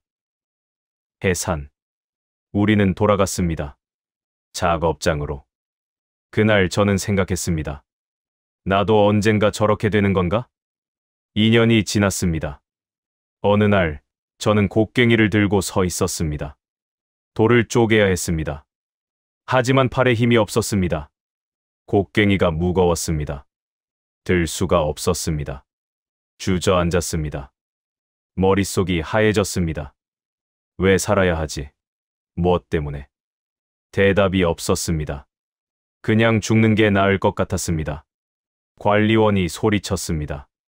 4527. 왜 안 이래? 저는 대답하지 않았습니다. 관리원이 다가왔습니다. 곤봉으로 때렸습니다. 등을, 다리를. 아팠습니다. 하지만 일어나지 않았습니다. 그냥 맞았습니다. 더 이상 상관없었습니다. 관리원이 멈췄습니다. 끌고 가. 누군가 저를 끌고 갔습니다. 막사로. 침대에 던져졌습니다. 저는 눈을 감았습니다. 죽고 싶었습니다. 3일 후, 옆 침대 사람이 말을 걸었습니다. 살아있나? 밥 먹어. 그가 옥수수죽을 건넸습니다. 자기 몫을. 왜요? 먹어. 죽으면 안 돼. 왜 안 되는데요? 넌 아직 젊어. 나가야 해. 밖에. 그는 60대쯤 보였습니다. 나는 여기서 죽을 거야. 하지만 너는 달라. 살아서 나가. 저는 죽을 받았습니다. 먹었습니다. 그날 뭔가 작은 불씨가 살아났습니다. 그래. 죽으면 안 돼. 살아야 해. 나가야 해. 왜냐하면 증언해야 하니까. 제가 본 것들을. 김정일의 만행을. 검둥이와 부모님의 이야기를. 세상에 알려야 하니까. 1993년. 5년이 지났습니다. 어느 날 호출됐습니다. 4527 앞으로. 사무실로 갔습니다. 관리소장이 말했습니다. 이영구. 형량 감면이다. 오늘 출소한다. 예. 15년형이었지만 5년 만에 내보낸다. 당의 자비다. 저는 믿을 수 없었습니다. 나갈 수 있습니까? 그래. 나가. 하지만 명심해라. 다시 문제 일으키면 죽는다. 알겠습니다. 그날 저는 요덕을 나왔습니다. 5년 만에 94kg에서 58kg이 된 제가, 호위 사령부 경호원에서 반쯤 미친 죄수가 된 제가 철문을 나섰습니다. 밖 공기를 마셨습니다. 햇빛을 봤습니다. 자유였습니다. 하지만 진짜 자유는 아니었습니다. 여전히 북한이었으니까요. 그래서 저는 결심했습니다. 다시 도망가야 한다. 이번에는 성공해야 한다. 1993년부터 2000년까지 7년. 저는 다시 살았습니다. 공장에서 일했습니다. 몸무게를 늘렸습니다. 70kg까지. 그리고 기회를 엿봤습니다. 2000년 어느 날 밤, 저는 다시 두만강을 건넜습니다. 이번에는 성공했습니다. 중국을 거쳐, 제3국을 거쳐 대한민국으로 왔습니다. 2001년, 한국 땅을 밟았습니다. 진짜 자유였습니다. 그날 이후 24년, 저는 한국에서 살고 있습니다. 요덕에서 본 것들, 김정일 옆에서 본 것들, 모든 걸 증언하며 살고 있습니다. 왜냐하면 기억해야 하니까. 잊으면 안 되니까. 북한은 지금도 그대로니까. 다음 챕터에서는 제가 어떻게 두 번째 탈출에 성공했는지 말씀드리겠습니다.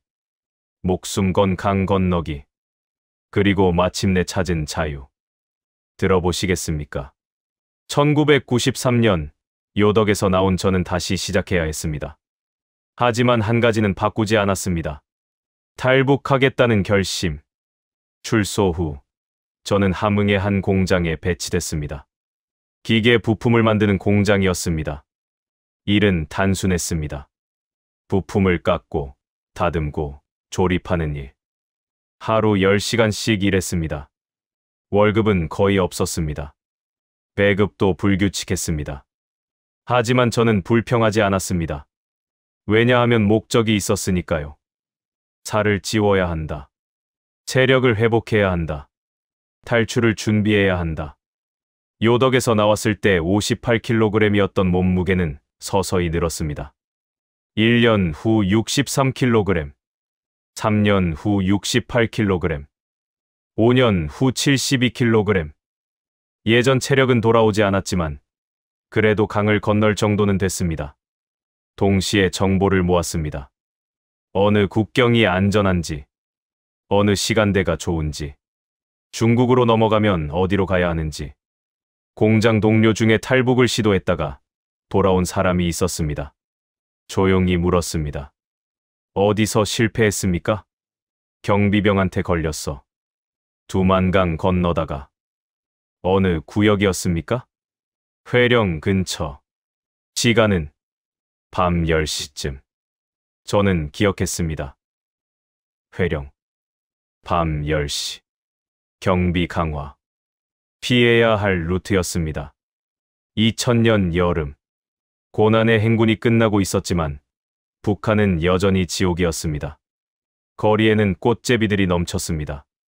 부모 없는 아이들. 구걸하고 훔치고 죽어갔습니다. 공장 동료가 굶어 죽었습니다. 어느 날 출근하지 않았습니다. 집에 가봤습니다. 이불 속에서 죽어 있었습니다.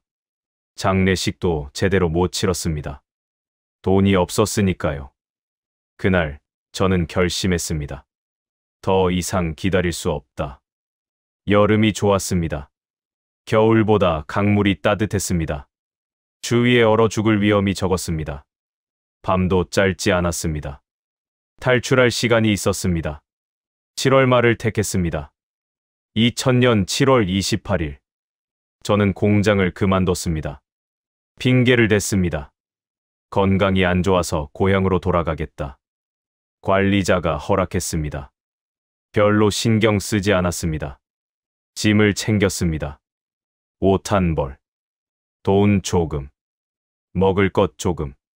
그게 전부였습니다. 밤 8시 기차를 탔습니다.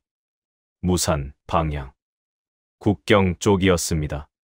기차 안은 사람들로 가득했습니다. 대부분 장사꾼들이었습니다. 중국과 밀무역하는 사람들.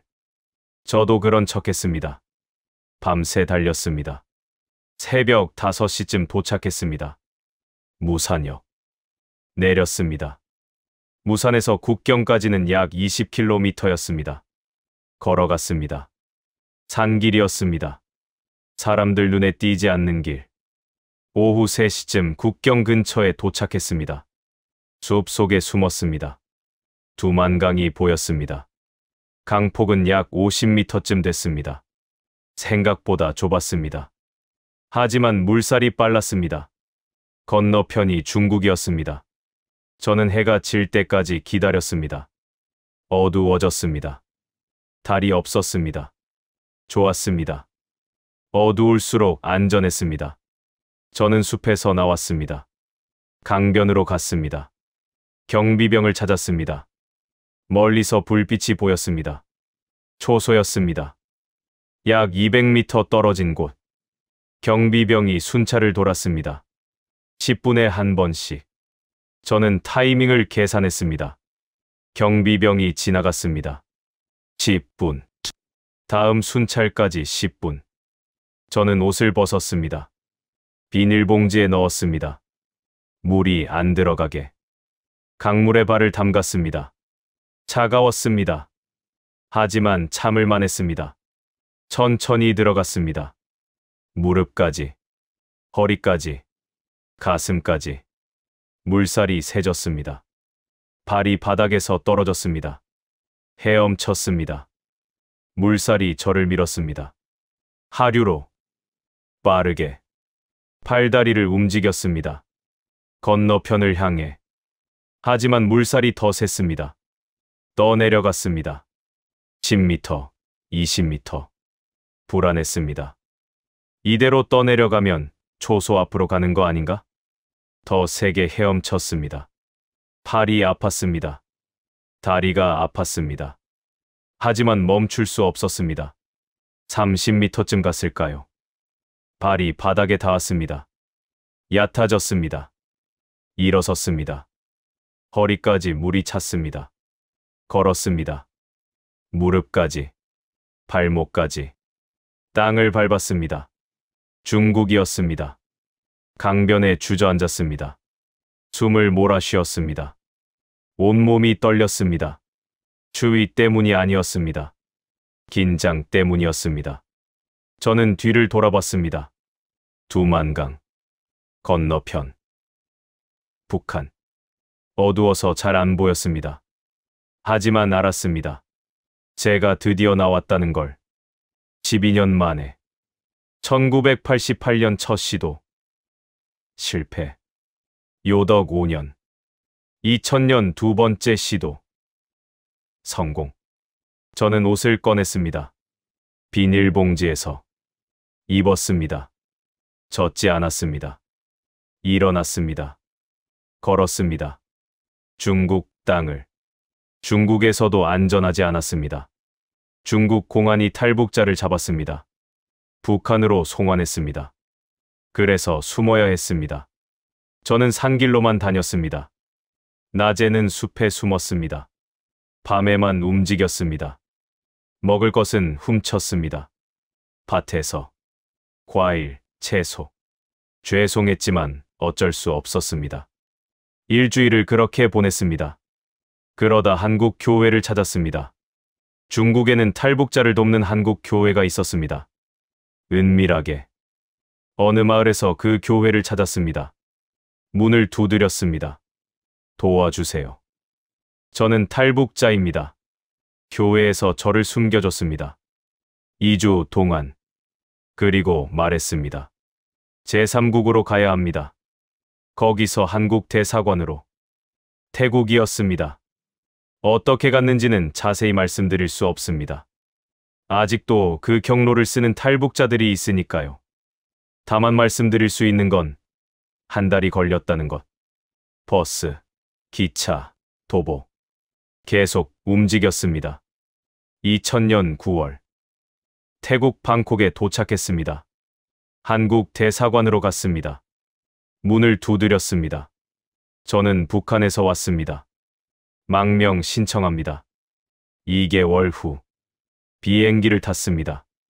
생전 처음 타는 비행기였습니다. 창밖을 봤습니다. 구름이 보였습니다. 하늘이 보였습니다. 5시간 후 인천공항에 도착했습니다.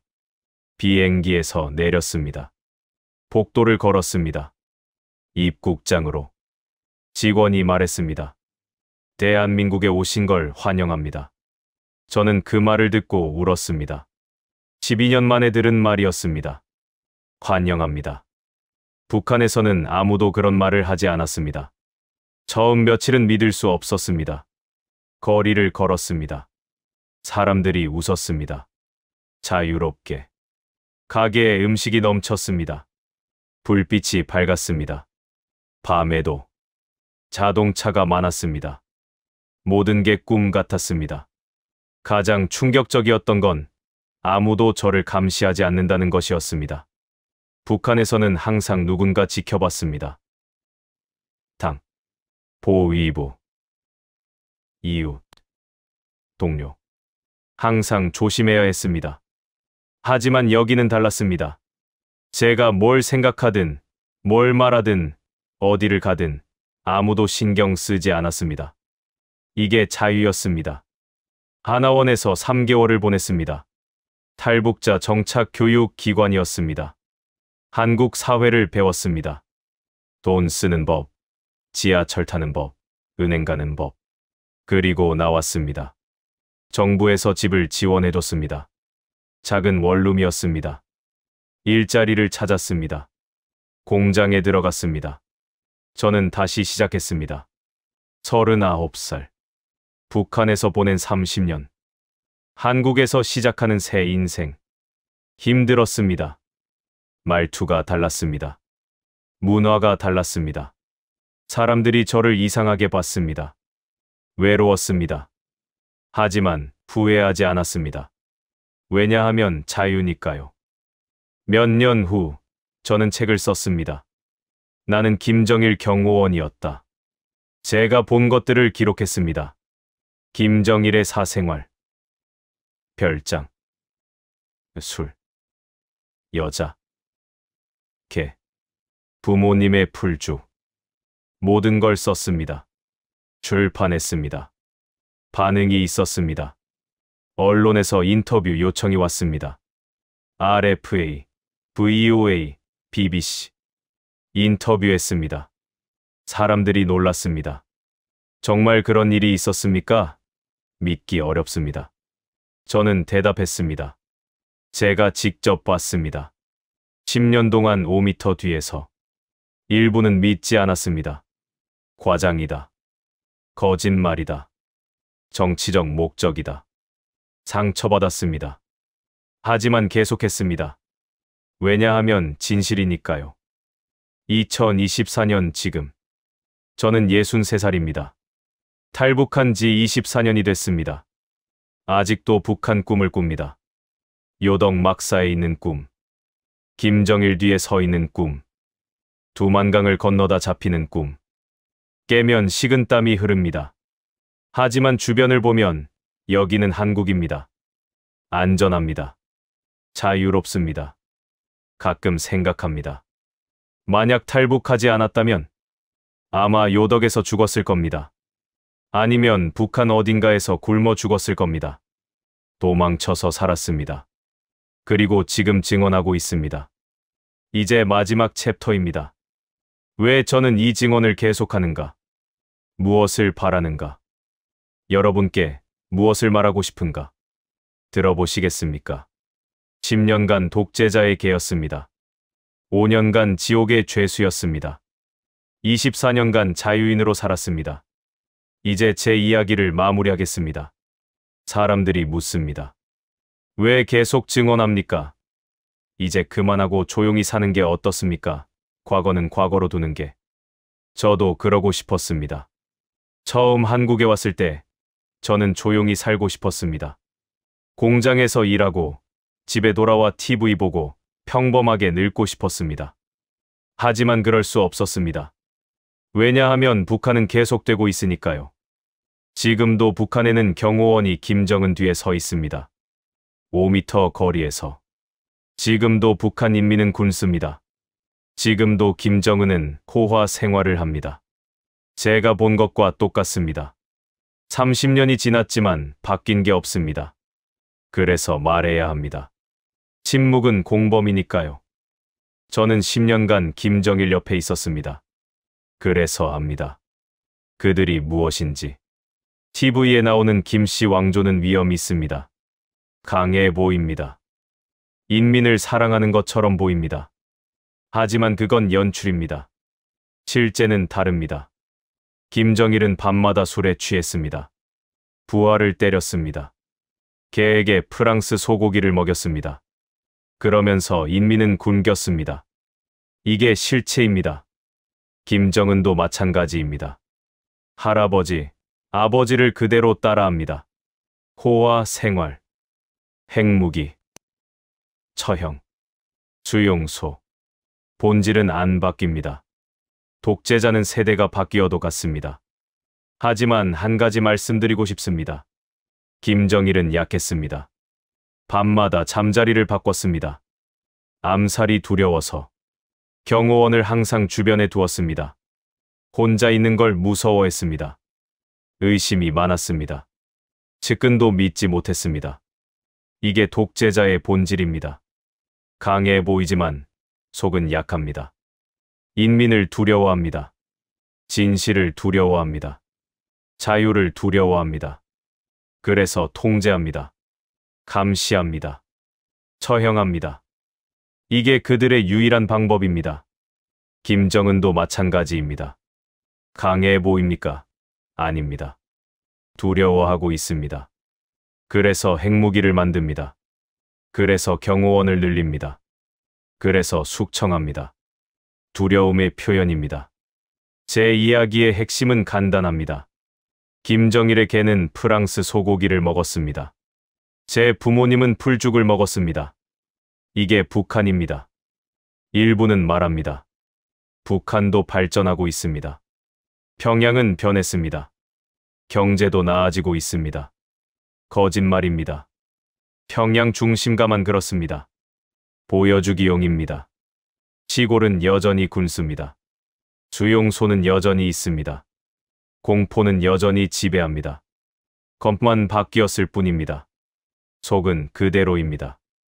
이 영상을 보시는 분들께 말씀드리고 싶습니다. 대한민국은 기적입니다. 70년 전 남한과 북한은 비슷했습니다. 둘 다 가난했습니다. 둘 다 전쟁으로 폐허가 됐습니다. 하지만 70년 후 완전히 달라졌습니다. 남한은 세계 10위권 경제 대국이 됐습니다. 북한은 여전히 굶주립니다. 왜 이렇게 달라졌을까요? 자유 때문입니다. 남한은 자유가 있었습니다. 말할 자유, 선택할 자유, 꿈꿀 자유. 북한은 없었습니다. 오직 복종만 있었습니다. 그 차이가 이 결과를 만들었습니다. 여러분이 지금 누리는 자유, 당연하게 생각하지 마십시오. 이건 기적입니다. 마지막으로 한 가지만 부탁드리겠습니다. 북한을 잊지 마십시오. TV에서 북한 뉴스가 나와도 관심 없다고 채널을 돌리지 마십시오. 저 너머에 사람들이 있습니다. 2,500만 명의 인민이 있습니다. 그들도 여러분과 같은 사람입니다. 밥 먹고 싶고, 자유롭고 싶고, 행복하고 싶은 사람들입니다. 하지만 그들은 갇혀 있습니다. 제가 탈북할 수 있었던 이유는 한국이라는 나라가 있었기 때문입니다. 한국 교회가 저를 도왔습니다. 한국 정부가 저를 받아줬습니다. 한국 사람들이 저를 환영했습니다. 만약 한국이 없었다면 저는 지금도 북한에 있을 겁니다. 아니, 이미 죽었을 겁니다. 한국이 저를 살렸습니다. 그래서 저는 증언합니다. 한국을 위해서가 아닙니다. 아직도 북한에 갇힌 사람들을 위해서입니다. 가끔 생각합니다. 1978년 무산을 떠나던 17살 소년에게 돌아갈 수 있다면 그 소년에게 뭐라고 말해주고 싶을까? 평양 가지 마라. 호위 사령부 가지 마라. 그곳은 지옥이다. 이렇게 말해주고 싶습니다. 하지만 그 소년은 듣지 않을 겁니다. 왜냐하면 세뇌됐으니까요. 수령님을 모시는 건 영광이라고 믿었으니까요. 그래서 저는 다르게 말하고 싶습니다. 내가 10년 후 보게 될 것들을 기억해라. 개와 부모를 기억해라. 그리고 언젠가 증언해라. 그 소년은 지금 저입니다. 63살이 됐지만 여전히 증언하고 있습니다. 그게 제 남은 인생의 의미입니다. 이 영상을 끝까지 보신 분들께 감사드립니다. 긴 시간 동안 한 탈북자의 이야기를 들어주셨습니다. 불편한 이야기였을 겁니다. 믿기 어려운 이야기였을 겁니다. 하지만 이건 제가 직접 경험한 것들입니다. 거짓이 하나도 없습니다. 이 이야기가 더 많은 분들에게 전달되기를 바랍니다. 구독과 좋아요 부탁드립니다. 댓글도 남겨주십시오. 탈북민의 증언이 묻히지 않도록 여러분의 힘이 필요합니다. 여러분의 관심이 북한에 갇힌 사람들에게 희망이 될 수 있습니다. 저는 독재자의 개였습니다. 하지만 지금은 자유인입니다. 10년간 5m 뒤에 섰지만 지금은 앞으로 나아갑니다. 증언하며, 기록하며, 기억하며. 그게 제가 살아남은 이유입니다. 2024년 가을. 저는 서울 어느 작은 사무실에 앉아 있습니다. 창밖으로 서울 거리가 보입니다. 사람들이 자유롭게 걷습니다. 웃습니다. 살아갑니다. 저는 그 풍경을 보며 생각합니다. 여기까지 오길 잘했다. 북한에 있는 제 부모님은 어떻게 됐을까요? 아마 돌아가셨을 겁니다. 제가 탈북한 죄로 고생하셨을 겁니다. 연좌제 때문에. 죄송합니다. 부모님. 하지만 저는 살았습니다. 그리고 증언하고 있습니다. 그게 제가 부모님께 드릴 수 있는 마지막 효도입니다. 김정일은 2011년에 죽었습니다. 하지만 김씨 왕조는 계속됩니다. 김정은이 그 자리를 이었습니다. 그리고 북한은 여전히 지옥입니다. 언젠가는 바뀔 겁니다. 언젠가는 무너질 겁니다. 그날까지 저는 증언할 겁니다. 독재자의 개였던 사람이 자유의 증인이 되어. 감사합니다. 끝까지 들어주셔서